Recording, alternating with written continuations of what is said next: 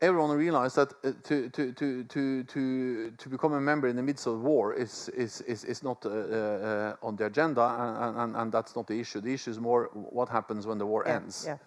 We all agree that NATO's door is open for new members, and that it is for the NATO allies and Ukraine to decide when they should join, not Moscow. They don't have a veto.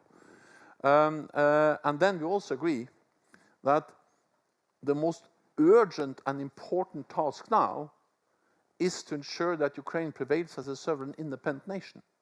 Because if Ukraine doesn't prevail, then there is no membership issue to discuss. But what we will do, most likely, is that we'll agree at least this program of making Ukraine even coming more closer to NATO and more interoperable with NATO.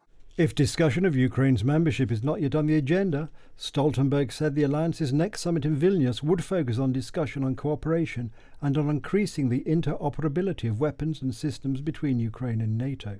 Ukraine's President Volodymyr Zelensky announced last September a bid for fast-track membership of the NATO military alliance and signed the NATO application papers in an online video.